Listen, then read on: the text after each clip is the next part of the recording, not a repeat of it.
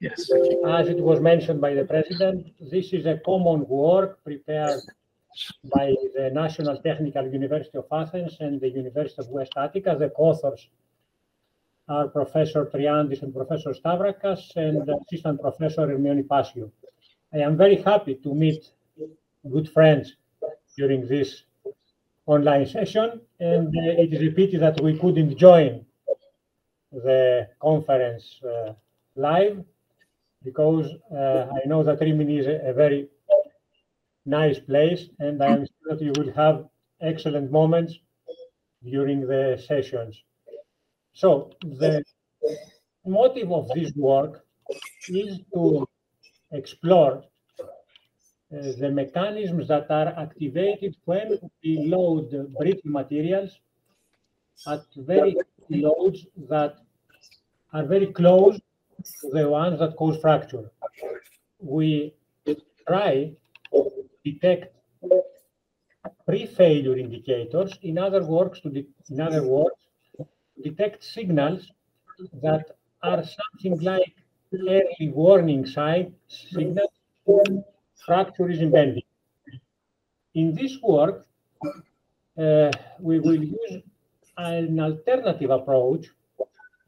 Usually, the structural health monitoring is achieved in terms of the acoustic emission technique.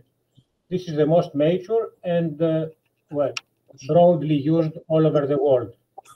However, during the last 10 years, we take advantage of experimental observations suggesting that while we load brittle materials at increased levels, we have various electromagnetic emissions, not only acoustic emissions. Among these emissions, special attention is paid during the last years. A very weak electric current are emitted as the load approaches the fracture load. It is well documented in the literature now, however, that the electric currents are almost negligible, or they increase very slightly until the applied load approaches the load that causes irreversible deformations. So it can be said that if we measure the electric currents produced while loading a specimen, as the load tends to increase the pressure-stimulated currents, then this is a signal that we approach a new state, a state of impending fracture. A number of colleagues, especially from China, instead of recording the current that is generated, prefer to detect the electric potential or the pressure-stimulated voltage, which is in fact due to the same underlying mechanisms, but according to this approach, it is rather simpler concerning the experimental setup. You can see here, for example, the electric potential detected while granite marbles are subjected to load under compression. Again, we have a similar response, very slow increase, and as we approach the maximum load, electric potential starts increasing relatively abruptly. Now, the experimental protocol that will be discussed in this presentation includes very simple uniaxial compression tests of orthogonal prismatic specimens. You can see here the dimensions and the devices used. We have different loading rates in order to study also whether the pre-failure signals are influenced by the loading rate. We have a very low one, quasi-static conditions, and relatively high one, although it is not dynamic, but it is not quasi-static. The material we use in this series of experiments is the Onisos marble. It is a very commonly used material, especially for the needs of the restoration project of the Parthenon Temple. It has the same properties with the original material of the monument, this pentelic marble. Before starting the main protocol, we had a preliminary one in order to find the main mechanical properties of the material. You can see that it is characterized by a non-linear response at loads exceeding this linearity limit. It is not very common in granite or other marble like Carrara varieties. And the second very important characteristic it is that Dionysius marble exhibits size effect. You can see here that if we use the standardized specimens, we have a strength equal to about 90 megapascal. If we use specimens with a diameter around 400 millimeters, the strength decreases rapidly. Anyway, in the experimental protocol, we measured the load that is applied and also the acoustic and electric activities. For the acoustic activity, we used a single sensor because the specimen is very small, with some technical details that can be seen here. And we have plotted here the mechanical response of the specimen. You can see here the linearity limit and the fracture strength, and also the acoustic activity in terms of the amplitude of the acoustic hits that were recorded. And now you can see the temporal variation of the electric potential that is recorded. You can see that while the stress is an almost linear line without signal about upcoming fracture, on the contrary, the electric potential recorded is very smoothly increasing up to a level of about 92% of the maximum stress, and then it starts increasing rapidly. According to our opinion, this is a clear signal that can be detected that the specimen enters its critical stage, the stage of impending fracture. The conclusions are almost identical for the increased loading rate, as you can see here. Again, we have very smooth or slightly increasing electric activity in terms of the electric potential, and at a level equal to about 86% of the maximum stress, the electric potential starts increasing dramatically, providing an additional indication that fracture is impending.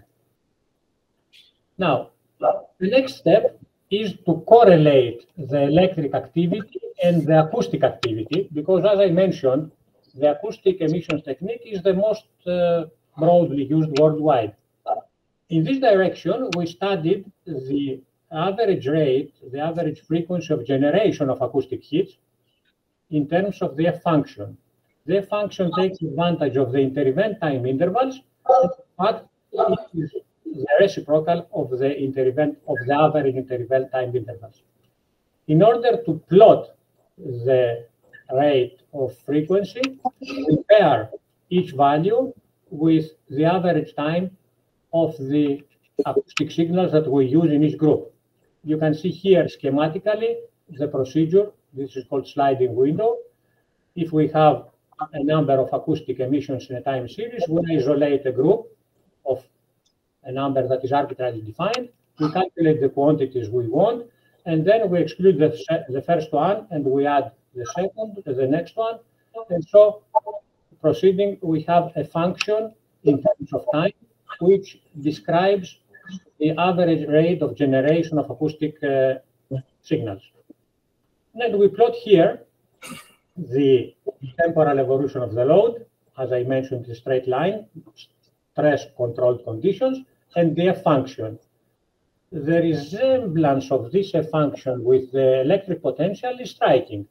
It is very smoothly increasing, almost linearly, and then as we approach 94% of the maximum stress, their function starts increasing rapidly, providing an alternative index that warns us about entrance to a new stage, the stage of impending fracture. The situation is absolutely the same for the increased loading rate. The only difference is that now their function starts increasing rapidly, somehow earlier, at about 89 to 90% of the maximum stress.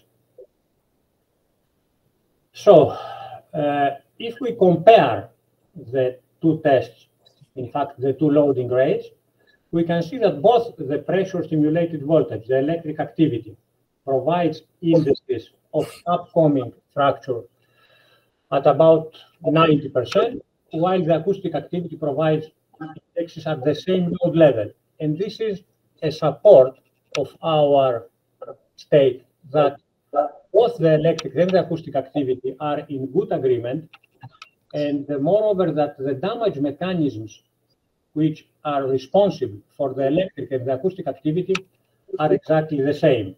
This is to be further supported by additional tests. We are working on this topic.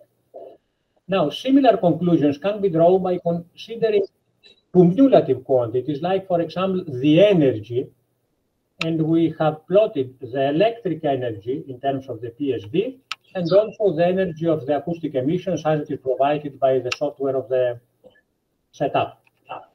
You can see here the electric and the acoustic energies in terms of the time elapsed.